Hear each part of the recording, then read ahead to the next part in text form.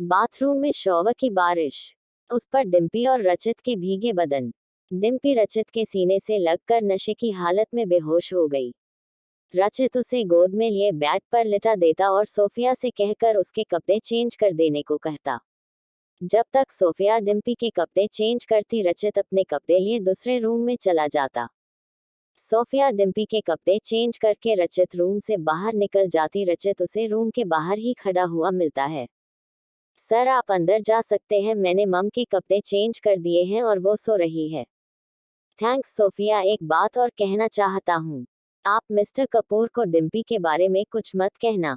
मैं नहीं चाहता वो डिम्पी की हालत देखकर परेशान रहे। ओके सर, मैं ध्यान रहूंगी। सोफिया होठों का विस्तार देकर वहां से चली जाती और रचित रूम में जाकर डिम्पी को देखता, जो इस वक्त चैन की नींद सो रही थी। उसे कुछ देर पहले हुए हादसे पर डिम्पी का चेहरा याद आता। कितनी डरी हुई थी वो, उस जिद्दी से चेहरे पर पहली बार उसने बेबसी और आंसू देखे थे। अगर वो वक्त पर नहीं पहुंचता, शायद खुद को कभी माफ नहीं कर पाता। रचित डिम्पी के पास जाने से खुद को रोक न सका। वो होले से उसके सिर पर हाथ रखकर उसे ब्लैंकेट डाल देता और खुद सोफे पे सो जाता है। सुबह होते ही रचित ऑफिस के लिए तैयार होकर नीचे जाता है, जहां उसकी माँ उसका ही इंतजार कर रही होती है। गुड मॉर्निंग माँ। गुड मॉर्निंग बेटा। रचित, बेटा कल रात को बहू को साथ ले आया था ना? सरला जी कल रात के बारे में रचित से कहती है। जी माँ, वो खुद ही आ गई थी, जब तक मैं उसे लेने जाता वो घर आ गई थी। रचित माँ से बात छुपाते हुए कहता है। तब तक मिस्टर कपूर भी डाइनिंग टेबल पर आ जाते। Good morning everyone. वैसे डिम्पी दिखाई नहीं दे रही। ओह, मैं तो भूल ही गया, इतनी जल्दी उसकी सुबह कहाँ होती। एनीवेज, हम सब ब्रेकफास्ट कर लेते हैं। मिस्टर कपूर हंसते मुस्कुराते हुए कहते हैं, जिन्हें देखकर रचित को कल रात की डिम्पी की हालत याद आ जाती। वो मन ही मन सोचता हुआ कहता है, सर को किसी भी हालत में कल रात वाली डिम्पी की हालत के बारे में पता नहीं चलना चाहिए, वो बहुत ही ज्यादा परेशान हो जाएंगे। एक बाप के लिए ये सहन करना बहुत मुश्किल होगा। वो सोचते हुए सोफिया की ओर देखते हैं। सोफिया भी समझ जाती रचित क्या कहना चाहता है, जिसे वो आंखों का विस्तार से आश्वासन देती हैं। रचित ऑफिस के लिए निकलने वाला होता है, तभी मिस्टर कपूर रचित से कहते हैं, रचित बेटा, आज मैं थोड़ा लेट से जाऊंगा ऑफिस। तुम जाओ, मैं थोड़ी देर में निकलता हूँ। ओके सर, कहता हुआ रचित ऑफिस के लिए निकल जाता। यहाँ डिम्पी की जब नींद खुलती, वो खुद को बहुत वीकनेस पाती है। उसका सर दर्द से फटा जा रहा होता है। उसके बॉडी में ड्रग्स की वजह से पेन होने लगती है। वो उठकर सर पकड़े बैठ जाती। आह, मेरा सर इतना दर्द क्यों हो रहा? और बॉडी को क्या हो गया, इतनी ज्यादा पेन क्यों हो रही? सोफिया, मेरी कॉफी लाओ जल्दी। सोफिया जल्दी ही उसके लिए कॉफी के लिए आती। डिम्पी 2-4 सिप कॉफी पीकर बैठ जाती और कल रात के बारे में सोचती। एक एक कार उसे वो सब कुछ याद आ जाता। किस तरह उसने ऋषभ की थप्पड़ मारा था और फिर उसके बाद उसने ड्रिंक ली थी, जिसे पीने के बाद ही उसका सर चकराने लगा था। फिर वो एक रूम में गई और फिर धुंधली सा मिला जुला अक्स उसे नजर आने लगा। उसे ऋषभ का चेहरा तो याद नहीं, लेकिन रचित का चेहरा जरूर याद आ गया था। वो चिल्लाते हुए कॉफी का मग फेंक देती। हाउ डेयर यू, उसकी हिम्मत कैसी हुई मुझे टच करने की? सोफिया, कल रात किसने मुझे रूम तक पहुंचाया? जहां तक मुझे याद है मैं होश में नहीं थी, बताओ मुझे। वो मैम, रचित सर आपको घर लेकर आए थे। सोफिया डिम्पी के चिल्लाने पर डर जाती है और हकलाते हुए कहती है। डिम्पी रचित को गलत समझ बैठी थी। उसके लिए सोफिया कई बार उसे समझाने की बताने की कोशिश करती, लेकिन डिम्पी अपने ही धुन में सवार होकर अपने डैड के पास जाने लगी। डिम्पी के सर पर भूत सवार था। वो रचित को गलत समझ रही थी, इसलिए वो सीधे अपने डैड के पास जाती हैं। डिम्पी गुस्से से आगे बढ़ रही थी, वही सोफिया उसके पीछे पीछे रोकने की कोशिश कर रही थी। Dad dad. Dimpy, what happen, तुम इतनी गुस्से में क्यों हो? मिस्टर कपूर डिम्पी का गुस्सा वाला चेहरा देखकर कहते हैं, डैड आपको पता भी है आपके सो कॉल्ड जमाई राजा ने क्या किया है मेरे साथ? क्या किया है रचित ने? मिस्टर कपूर संकित होकर कहते, उसने उसने मुझे मोलेस्ट करने की कोशिश की है डैड। कहते हुए डिम्पी रो पड़ती हैं। व्हाट आर यू सीरियसली, तुम जानती भी हो तुम क्या कह रही हो और किसके बारे में कह रही हो? मिस्टर कपूर शॉक्ड हो जाते हैं। डैड, आपको अपनी बेटी पर ट्रस्ट नहीं है। क्या मैं झूठ बोलूंगी, वो भी इतनी बड़ी बात को लेकर?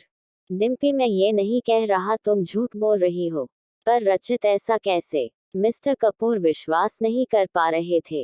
ये डैड, उसने ही मेरे साथ मॉलेस्ट करने की कोशिश की है। कल रात मैं निशा के बर्थडे पार्टी पर क्लब में थी, दोस्तों के साथ ज्यादा एंजॉयमेंट में पी ली थी। उसके बाद फिर मैं रूम में थी और तभी उसने मेरी बेहोशी का फायदा उठाकर मेरे साथ, और फिर खुद को प्रोटेक्ट करने के लिए मुझे घर भी ले आया ताकि कोई उस पर शक न करे। डिम्पी रात वाली पूरी बात अपने डैड को कहती है। हालांकि उसे भी पूरी बात नहीं पता थी आखिर उसके साथ जबरदस्ती करने की कोशिश किसने की थी।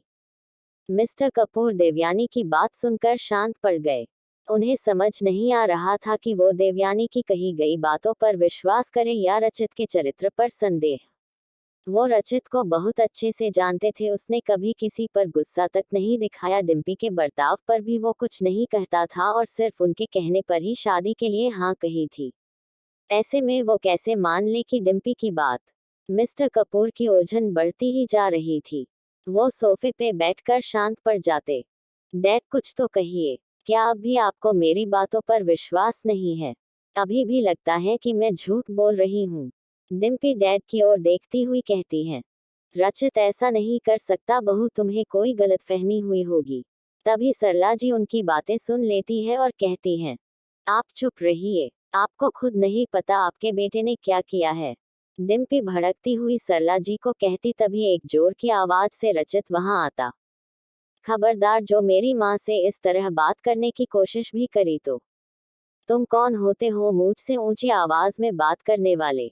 और तुम माँ बेटे तैयार रहो जेल जाने के लिए, तुम्हें तो मैं ऐसी सजा दूंगी कि जिंदगी भर याद रखोगे कि किसी लड़की को मोलेस्ट करने का अंजाम क्या होता है। डिम्पी कसे हुए भाव से कहती हैं, ये क्या अनाप शनाप बोल रही हो तुम? मैंने ऐसा कुछ नहीं किया है। रचित को पता नहीं था इस तरह रात वाली बात सबके सामने आएगी। तो रियली ज्यादा भोला बनने की कोशिश मत करो। मुझे अच्छे से पता है कल रात तुम ही क्लब के रूम में आए थे और मुझे मॉलेस्ट करने की कोशिश की थी, और फिर खुद को प्रोटेक्ट करने के लिए मुझे घर ले आए ताकि किसी को तुम पे शक न हो। बोलो, कल रात तुम ही मुझे क्लब से लेकर आए थे ना? हाँ, मैं लेकर आया था तुम्हें क्लब से, पर जो तुम इल्जाम लगा रही हो मुझ पर वो झूठ है। रचित ने कहा। अच्छा, अगर ऐसी बात है तो तुम्हें किसने बताया कि मैं उसी क्लब थी जबकि घर में किसी को नहीं पता था? डैड, इसकी बातों पर जरा सी भी सच्चाई नहीं दिखती है, इसने जानबूझकर ये सब किया है मेरे साथ डैड। डिम्पी की बात पर मिस्टर कपूर भी गौर करने लगे थे। उसे कहीं न कहीं रचित पर भरोसा डगमगाने लगा था। रचित मिस्टर कपूर की ओर देखते हैं जो इस समय उनकी नजरें फेर लिए थे। तब रचित कहता, तुम्हें सच जानना है न तो सुनो, लेकिन सच सुनने से पहले सच्चाई को सहन करना भी पड़ेगा तुम्हें। रचित की बात पर सभी गौर करने लगे। रचित चाहता था कि ये मिस्टर कपूर को कल रात वाली बात पता नहीं चलना चाहिए। वो डिम्पी को लेकर हमेशा से ही चिंता में रहे हैं और फिर इस तरह उनकी बेटी के लिए जानना उन्हें आहत दे सकता है, जिस वजह से वो ये बात छुपाना चाहता था। लेकिन डिम्पी की बेवकूफ़ी की वजह से रचित को मिस्टर कपूर के सामने सब कुछ बताना पड़ा।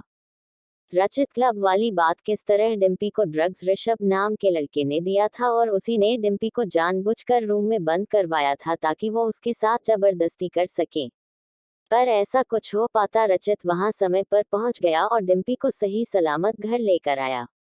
रचित ने ऋषभ का नाम और आइडेंटिटी रचित ने बाद में पता लगाया और उसे पुलिस की हिरासत में भेज दिया।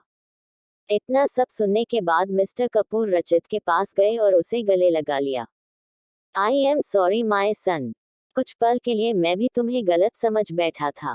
मैं आपको परेशान नहीं देखना चाहता था, इसलिए आपसे ये बात छुपा रहा था। बट बात इस तरह सामने आई कि मुझे सच बताना पड़ा। रचित होंठ भींचे कहता गया, इसमें तुम्हारी गलती नहीं है बेटा। गलती तो उस कमीने ऋषभ की है, छोड़ूंगा नहीं उसे। उसके बाप ने भी बहुत गलत काम किया है और उसका बेटा भी उसके नक्शे कदम पर चल रहा। मिस्टर कपूर दांत पीसते में कहते हैं, रिलैक्स सर, मैंने उसे सही जगह पहुंचा दिया है जहां उसे होना चाहिए। आप टेंशन मत लीजिए और अपनी बेटी को संभालिए। रचित उन्हें शांत कराते हुए कहता है। मिस्टर कपूर डिम्पी के पास जाते हैं, वो कुछ कहने को होते उससे पहले ही डिम्पी बोल पड़ती। ओह कम ऑन डैड, आप इसकी बातों पर ट्रस्ट कर रहे हैं जिस पर रत्ती भर भी भरोसा नहीं किया जा सकता।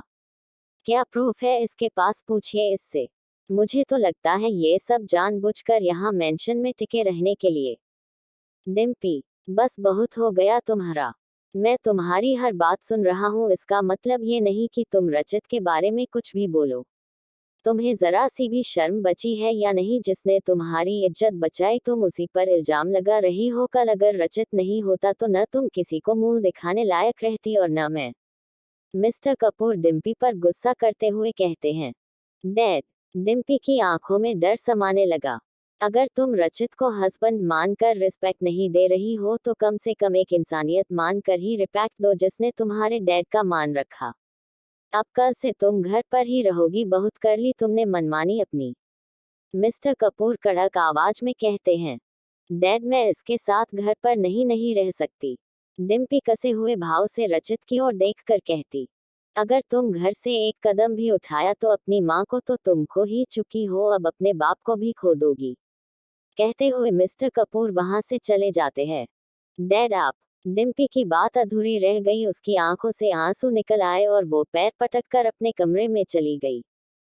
यहाँ रचित और सरला जी रह गए। सरला जी को डिम्पी की हालत देखी नहीं जा रही थी, वो उसके पास जाना चाहती थी लेकिन रचित ने उसे मना कर दिया।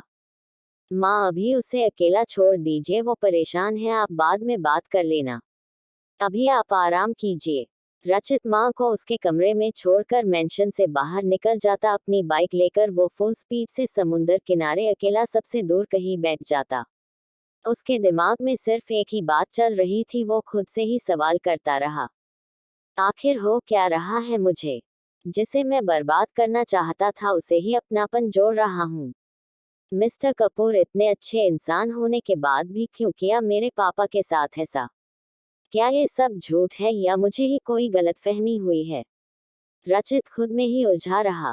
कहानी जारी रहेगी। कहानी के साथ कनेक्ट रहने के लिए चैनल को सब्सक्राइब जरूर करें।